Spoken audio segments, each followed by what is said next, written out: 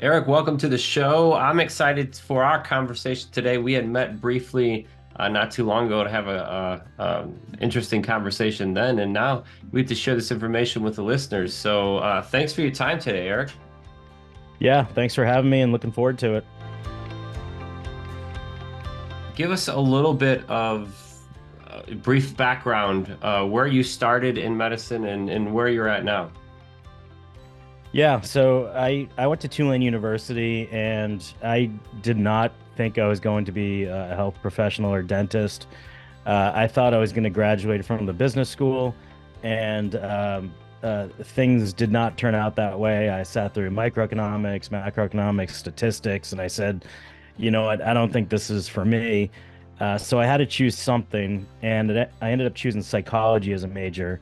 But one night I just missed my mouth and I broke my front tooth, my front central incisor, on a beer bottle, and I walked around with half a tooth that night.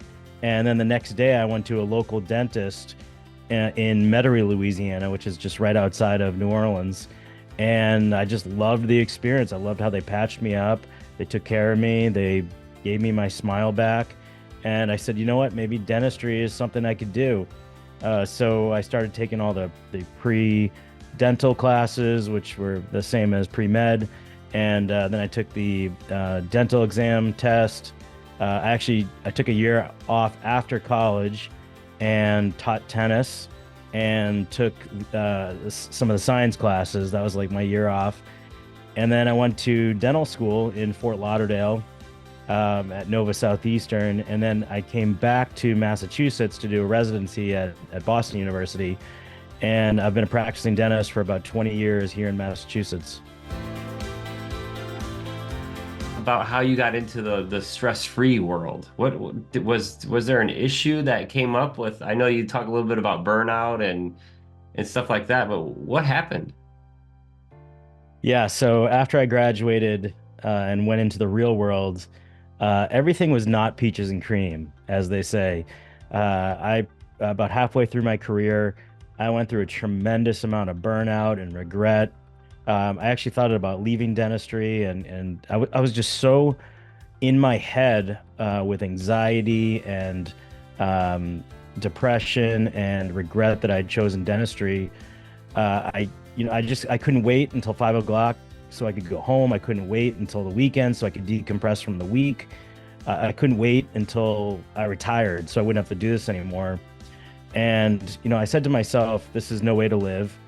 You got to do something here. And, like I said, I graduated with a degree in psychology, and I knew I'd always wanted to go through therapy.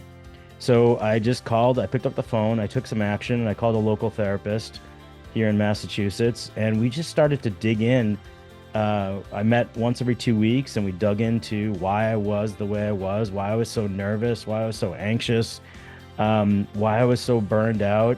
And it was all up here. It was me being too hard on myself. It was me trying to be perfect. It was me focusing on, the one bad thing that happened during the day. And I was able to overcome that. And it didn't happen overnight. It took a long time, but actually love going into work every day now. And I felt like I had a story to share. And that's where the stress-free dentist came from.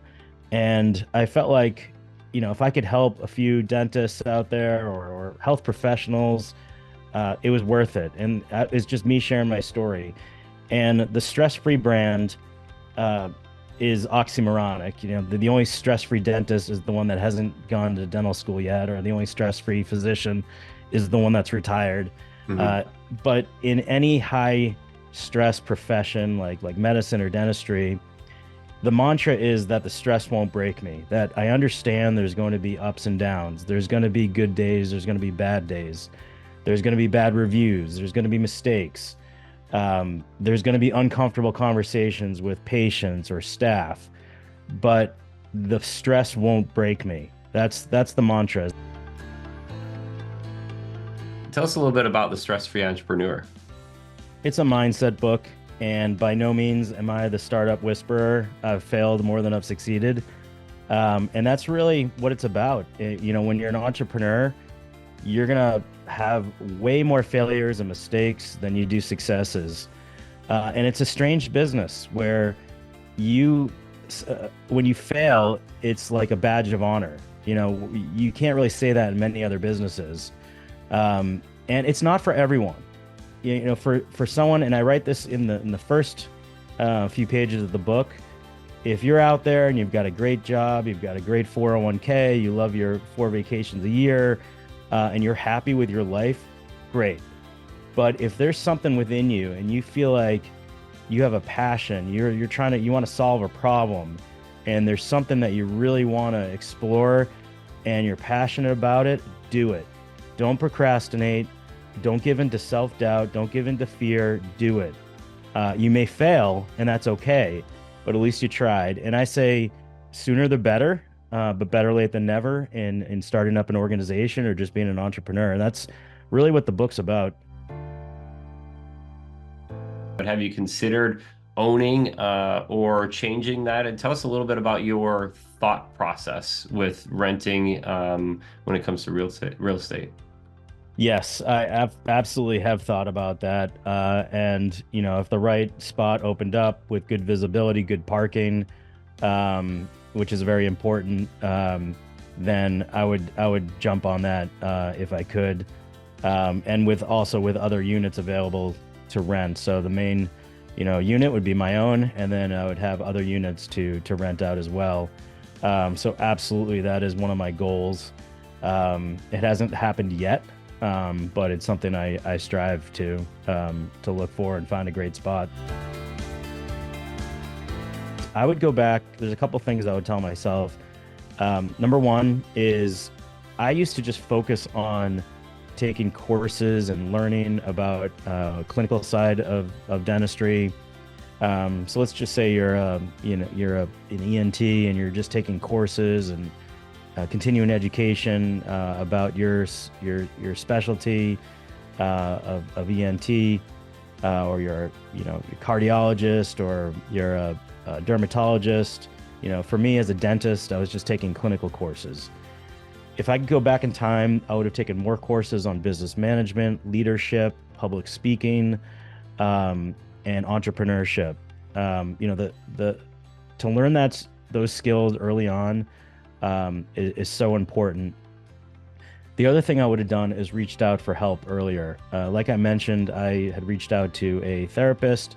I still go through life coaching. I would have reached out a lot earlier. In these high stress professions, you have to take care of yourself. You have to take care of your body. You have to take care of your mind. If you don't, a lot of times this can lead to burnout, substance abuse, suicide. Take care of yourself. You know, you are the most important. Your body and your mind, you only get one of them. Take care of them. Do it early. Reach out to coaches. Reach out to mentors, to peers, consultants, therapists, coaches, whatever it takes. Because problems, if you're feeling burned out or depressed or anxious, these problems typically do not go away on their own. So reaching out for help earlier, the better. You know, like I said earlier, better late than never, but to do it the sooner the better.